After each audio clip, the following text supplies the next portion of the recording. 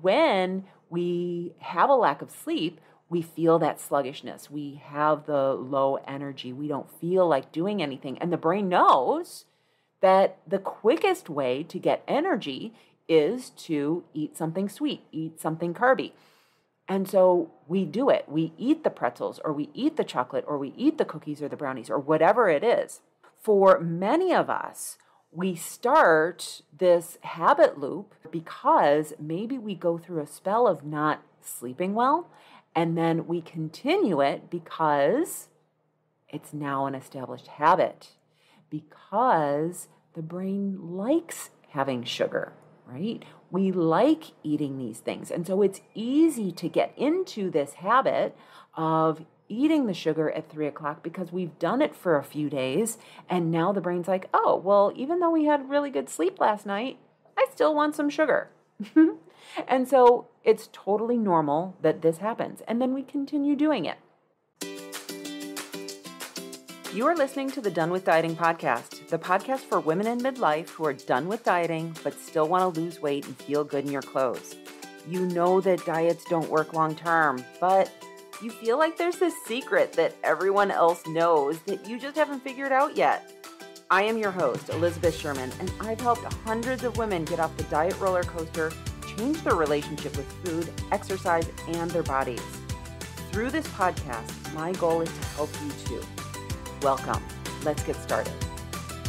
Hey everyone, welcome to episode number 52 of the Done With Dieting podcast. I am your host, Elizabeth Sherman, and today we are talking about sugar addiction.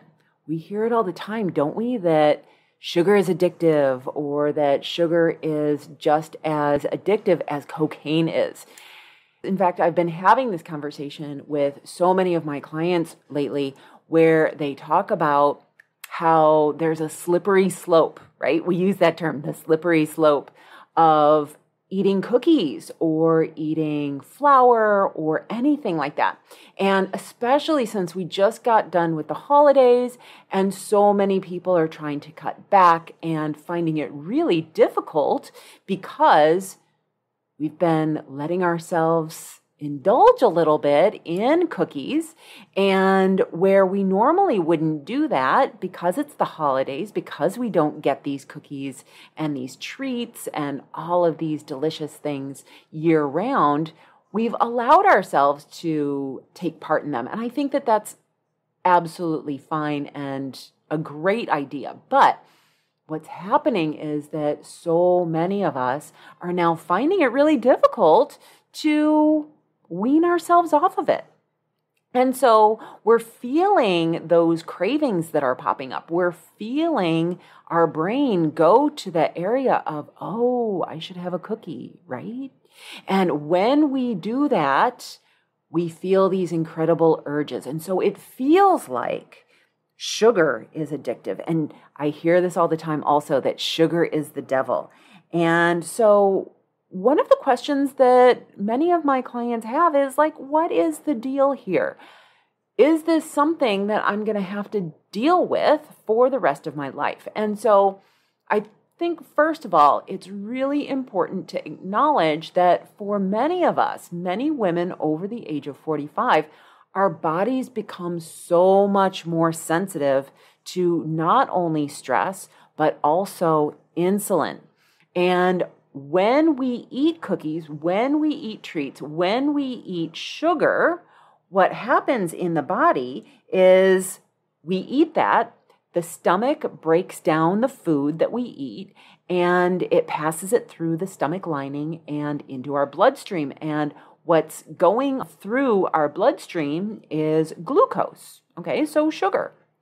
And sugar is our body's energy source. And so what happens then is the body releases a hormone called insulin, and insulin then goes out into the bloodstream and it gathers up all of the glucose molecules, and it puts the glucose molecules into our muscles and into our liver, where we can then use that glucose as stored energy.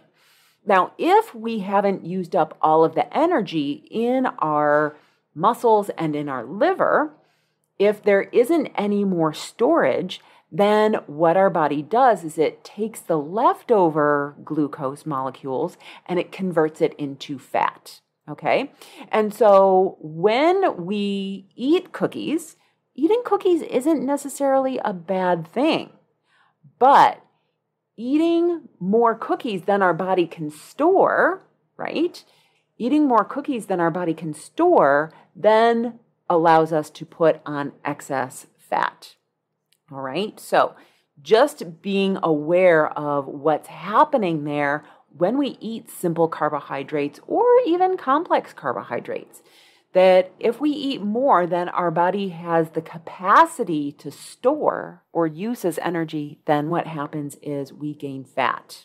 Now, what's really interesting about that is that some of us feel like after we eat cookies, we feel that euphoria that we get, that dopamine hit, that serotonin kicks in, that feel-good hormone that we get when we have sugar. And then what happens is a little while later, we feel sluggish, right? All of the energy drops out. And so what's that about? What tends to happen is, as I mentioned, our body processes cookies and simple carbohydrates into glucose, so it then go into our bloodstream. And then our body releases insulin in response to that. And the insulin then cleans up all of that blood glucose, right? That blood sugar. Now, sometimes the insulin does a little bit too good of a job in cleaning up the blood sugar. And so what happens then is that we end up getting low blood sugar because we don't have any. It's all been stored into our muscles and into our liver and then also into fat. And so then we feel sluggish and we want some energy. And so then we eat more and the cycle continues. But remember that at this point, our muscles and our liver are already full of glycogen from a few hours ago. And so then in the second wave, what happens is our body doesn't have anywhere to put it but to keep putting it into our fat stores. And this is what a lot of us don't want, right? We want to enjoy cookies. We don't want to suffer the negative consequences of eating the cookies, right? Which is the additional weight gain. We want to feel good in our clothes. And when we store too much fat, then we don't, right? We start to feel a little snug in our clothes. I want to come back to that in a little bit and talk a little bit about how we get out of that habit. But for right now, I think that where I want to start this episode really is with the question that many of us ask, which is, why do I reach for the sweet stuff in the first place? And I think that there are a couple different reasons why we do that. So the first one is the habit loop, right? So many of us are operating on habit. And when the holidays started, right, we started making cookies because it's what we do in the holidays.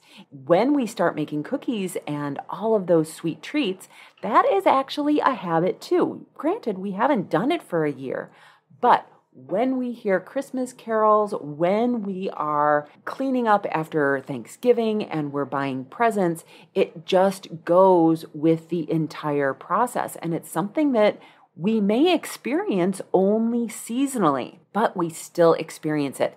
And when that habit has been part of our experience for many years, many of us for over 50 years, then it automatically kicks in. Now, does it take another 50 years to get out of that habit? Absolutely not. But let's talk about the habit loop for just a second. The habit loop is comprised of 3 different parts. The first part is what we call the cue. And this is what sets the habit loop in motion. It could be a bunch of things. What the cue could be is maybe the time of day. It could be a series of events. Like I mentioned earlier, it could be just hearing something from your childhood. It could be a smell. It could be an emotional state, right? It could be that we're happy. And so when we're happy, we want to enjoy cookies, right? Or it could be that we're sad or we're bored and we want to enjoy cookies, right? Whatever it is, that whenever we consistently have that same set of circumstances that are wired together, then fire together. And so what that means is that when we do the same thing over and over and over again, our brain will automatically then start to do that on repeat. We don't even have to think about it. We really want to be aware of what the cue is when we are trying to break a habit. Now, once we experience the cue, then the next part is the routine. And for us, in the context of what we're talking about today, the routine is eating cookies or eating sugar or drinking coffee or having something sweet. So many of us will have something sweet around 3 o'clock in the afternoon, and we just can't stop ourselves. And then finally, the third part to the habit loop is the reward. And the reward is the payoff or what we get out of doing it. And so when we perform the action, what actually feels good about it? And so for many of us, when we eat the cookies taste good, of course. And so that's the reward. We also get a dopamine hit in our brain. And the dopamine is like a brain chemical, right? It makes us feel good. So not only does the cookie taste good, but we also get this dopamine, this high from eating the cookie. For some of us, when we are trying to avoid negative feelings, eating the cookie or eating will help us avoid feeling the negative feelings because we're getting the dopamine, right? We are feeling something different than how we want to feel. And then also, we get a rush of energy from eating, right? And so, of course, all of these things the body knows are feel good. Now, the body doesn't care about not being able to fit into our jeans. The body only cares. The lower brain only knows that what is going to make it feel good in the moment. It's only interested in instant gratification. And so when we eat the cookies, we're getting instant gratification. We are encouraging that instant gratification that we get from eating the cookies. Now, here's what's really interesting is we can start a habit for one reason, but then continue it for a completely different reason. So earlier I mentioned about many of us have that 3 o'clock sugar craving, right? And so one of the reasons that we get that 3 o'clock craving is because sometimes we have a lack of sleep. And when we get a lack of sleep, our body's cells actually do not process energy correctly. When we don't get proper sleep, our cells just don't regenerate. And so one of the consequences to our cells not regenerating properly is that it doesn't make energy correctly. And so when we are at a lack of energy, right, we're having a lack of concentration in the afternoon because our brain does use glucose in the process of thinking. We do think and therefore use calories, okay? So that's a good thing about thinking. But when we have a lack of sleep, we feel that sluggishness. We have the low energy. We don't feel like doing anything. And the brain knows that the quickest way to get energy is to eat something sweet, eat something carby. And so we do it. We eat the pretzels or we eat the chocolate or we eat the cookies or the brownies or whatever it is.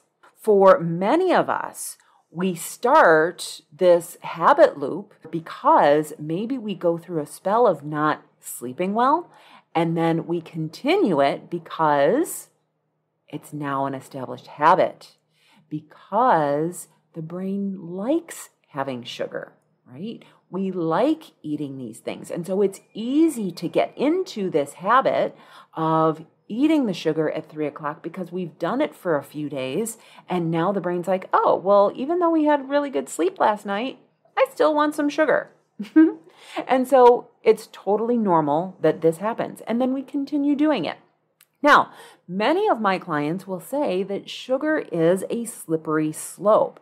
And so the question comes up of how much is too much. Now, I started this podcast talking about how women over the age of 45 become more sensitive to insulin, and we also become more sensitive to stress.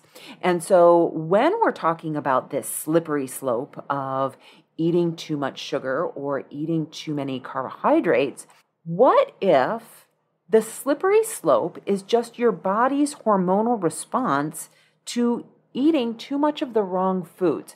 And so when I work with my clients, one of the things that we focus on is what's called listening to your body. We talk about listening to your body's not only hunger cues, but also our emotional state. How do different emotions feel in the body, and what is my body feeling at any given time of the day?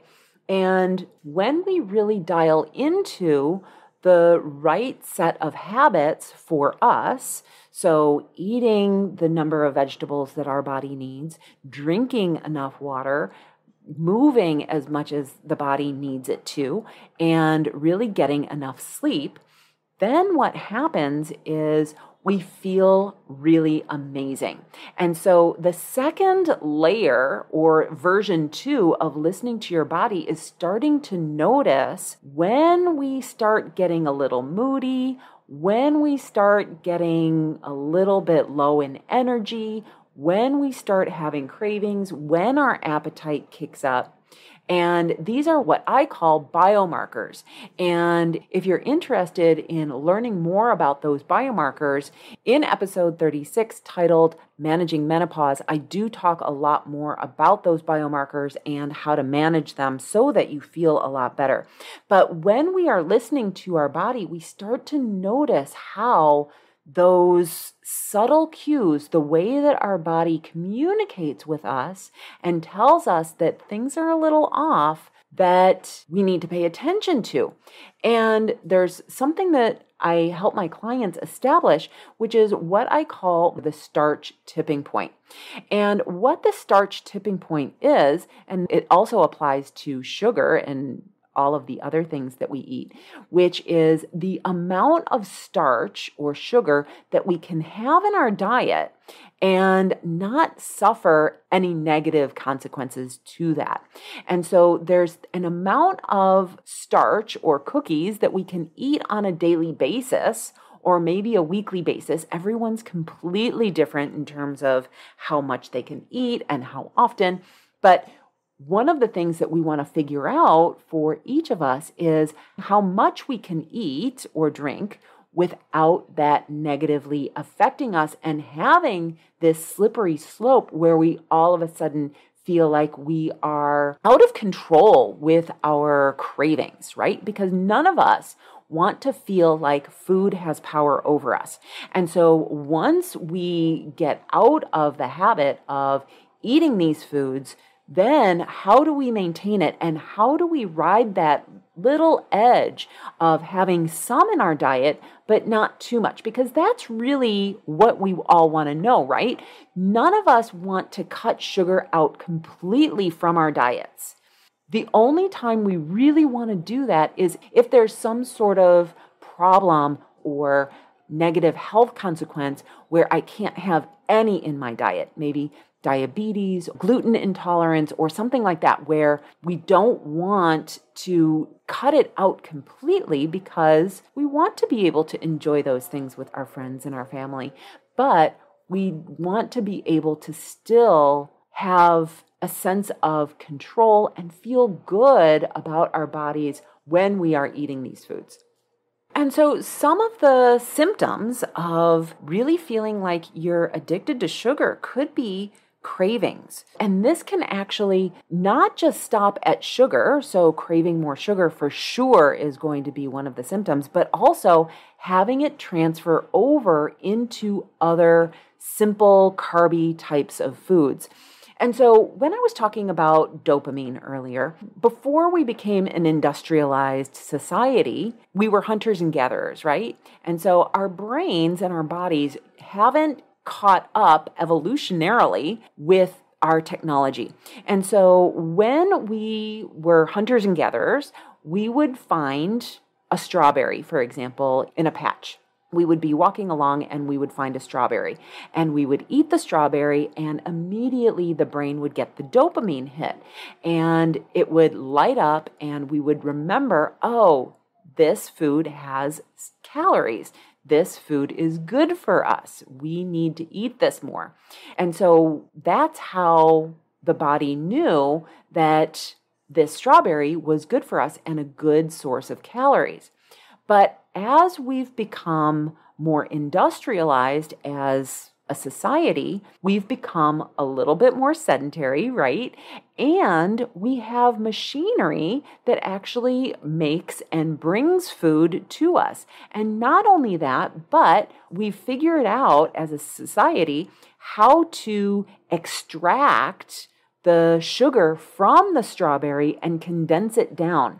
And we make cane sugar, right? And we make processed sugar and refined sugar. Now, because that refined sugar is so different than the strawberry, because the strawberry has vitamins and minerals and some fiber in it, as well as a bunch of water, that is completely different from a hormonal experience of eating the strawberry as eating refined sugar. So a lot of times when clients come to me, they're like, oh, I know that sugar in any form is bad, right? That we think that sugar from fruit is bad as well as sugar that we see on the table. But the sugar on the table, the refined sugar, is way more condensed. And so the amount, like having 1 teaspoon of refined sugar is going to light up our dopamine receptors 100 times more. And so what happens then is that now the strawberry doesn't give us the kick that it used to. Once we've introduced refined sugar into our palate, our brain's like, oh, that is so much better than that strawberry, right? Have you ever seen a child eat ice cream for the very first time, a baby? It's like, oh my God, this taste is the best thing ever, right? It's so delightful to see a baby eating ice cream for the very first time because they're just so lit up. And so when we have this sugar addiction, it will transfer over into carby or flour type foods as well, because just like I was talking about, the strawberry is to refined sugar, a grain of wheat is to ground flour. So evolutionarily, if we were to eat wheat or rice or anything that is whole grain, and then we grind it down into a flour, into a powder, when we eat foods that are made from flour, our brain will also get that dopamine hit because it's concentrated. And so what we really want to do is we want to break that relationship that our brain has with the flour, with the processed sugar, so that we can feel in control around it again. Because if you've ever cut sugar and flour out of your diet before, you will know that you stop craving it. Some of the other symptoms of having sugar addiction are also hiding treats or hiding yourself eating treats, needing more and more to satisfy. So again, going back to the flour and the refined sugar and needing those. And then also eating them even when we're not hungry. But then the other symptom that we may find in noticing our sugar addiction is using those foods to buffer or numb our emotions, like I was talking about before. Now, some of the other symptoms that we may find when we are eating too much sugar and or flour might be acid reflux, irritable bowel syndrome, having fatigues, having headaches or migraines, having an excess amount of anxiety and stress, joint pain, and also rashes on our skin. So just be aware that there could be other ways that this addiction plays out on your body. Now, the next question you might be asking yourself is, okay, so what do I do if I want to get rid of this? And I think for many of us, and you may have experienced this already when starting the new year, if you're like, okay, this is it, I'm just going to get rid of all of the sugar out of my diet. You may not want to go cold turkey on this because symptoms of withdrawal of sugar and flour feel terrible. And it can feel terrible anywhere from a few days to actually up to 2 or 3 weeks. And some of the symptoms of having sugar withdrawal are fatigue and headache, feeling sluggishness and muscle pain and nausea, almost like you have the flu. And so you can go through that, but you might not have to.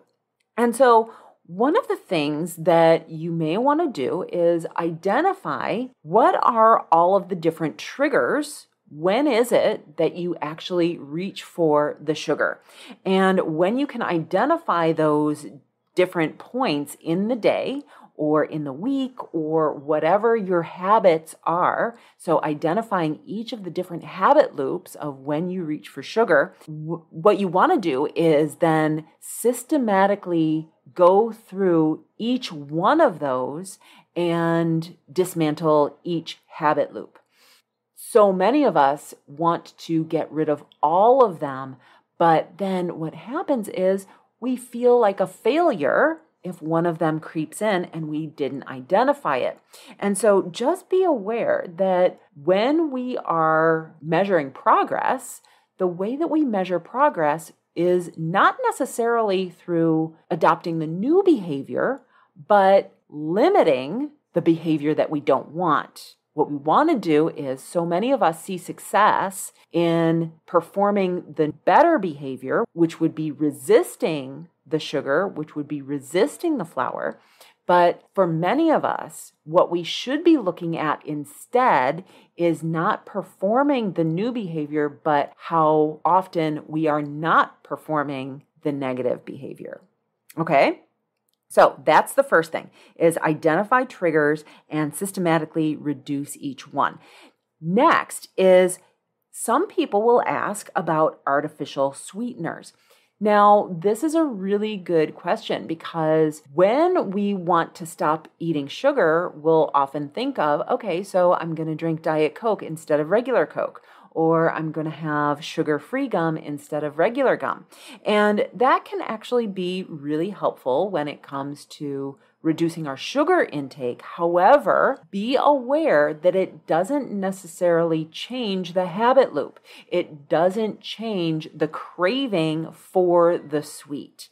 And so using artificial sweeteners or sugar alcohols or anything like that can actually be helpful in reducing the number of calories that we're taking in. However, it doesn't necessarily change the habit loop and our desire for something sweet.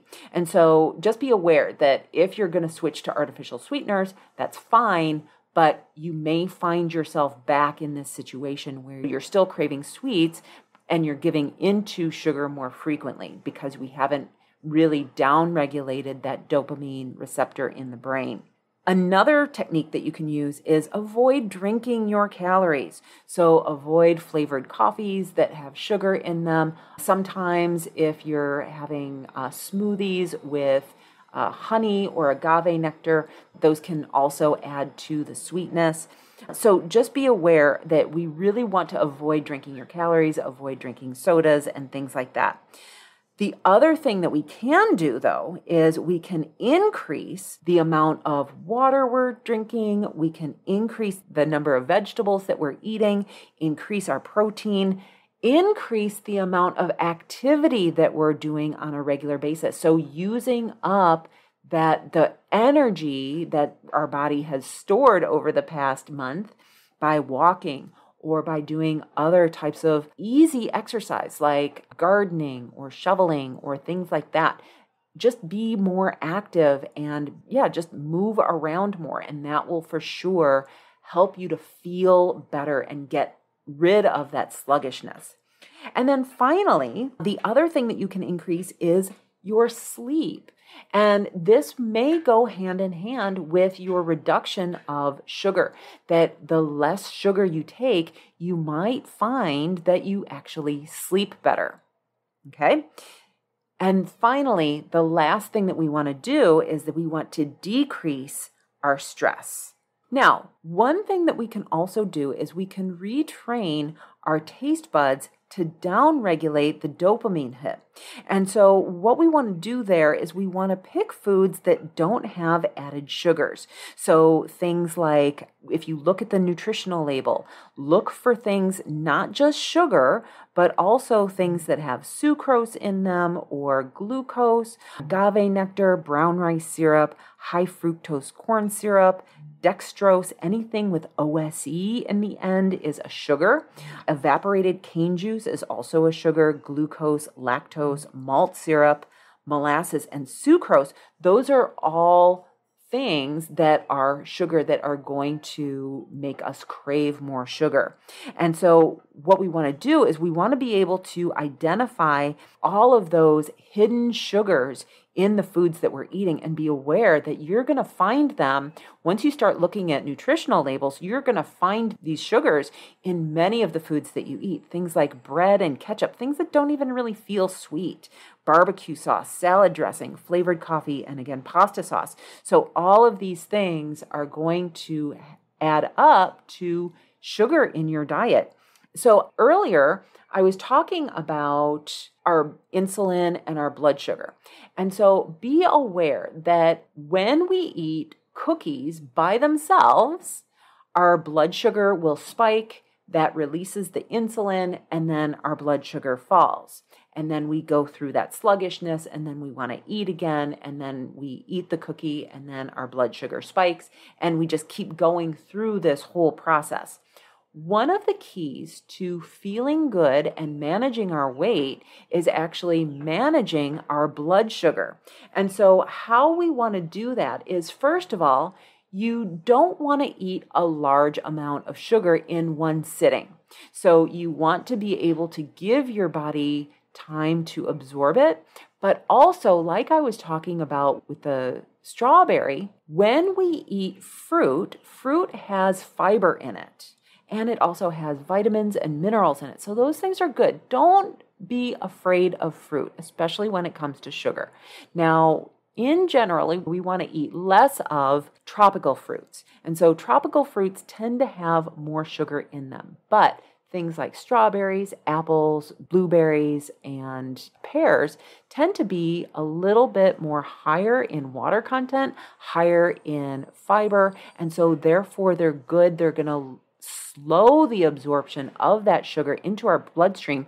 But the other thing that we want to do, if we do want to have sugar, if we do want to have fruit, is we want to eat that with protein. So making sure that you're eating some sort of protein with it, that's also going to slow the absorption of that sugar into your bloodstream.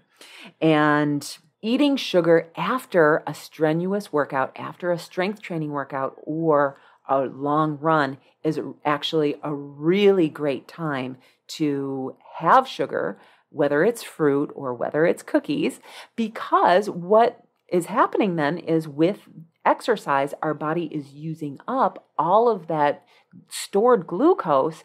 And so therefore, if we're going to replenish it, then is a really good time because our muscles are going to be receptive to it. The last suggestion that I have in terms of what is the solution if we do feel addicted is really just making better sweet choices. And so just being aware of what those sweet choices are. And if this is really important to you and you want to downregulate that dopamine and really get your body off of sugar, I am going to invite you to join the Feel Good Sisterhood. Enrollment is going to open for the Feel Good Sisterhood at the end of January. If you're listening to this live, so at the end of January, enrollment is going to open for the Feel Good Sisterhood. And I'm going to invite you to get on the wait list now. So all you need to do is go to elizabethsherman.com/group coaching. That's all one word. And you can find out more about Feel Good Sisterhood. What it is it's a 6-month program where you will learn all of the nutritional basics. Not only that, but you'll also learn all of the mindset shifts that we need to make in order to have a good relationship with food, have a good relationship with our body and with ourselves, so that we never have to go through this process again. You're going to learn all of the tools and techniques that I teach my clients, all of the ways that we learn how to listen to our body, all of those little subtle signs that our body sends us that says, hey, I like the way that we're eating, and this is how I feel good. And oh, you know what? We really overdid it the other night, and now we feel not so good. So all of those biomarkers that I was talking about in episode number 36, Managing Menopause, as well as on this podcast episode, what we can do is we can figure out how to really get that starch tipping point where we enjoy the cookie, but we don't feel like we have to eat 5. You wouldn't believe the number of clients that are currently in the program who are like, you know what? I just don't overeat sugar like I used to.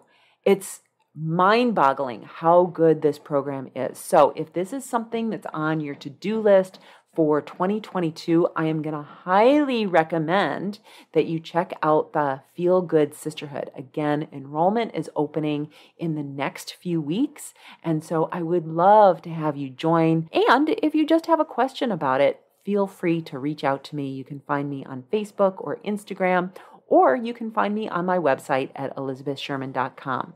So that's all I have for you today. Have an amazing week, everyone, and I will talk to you later.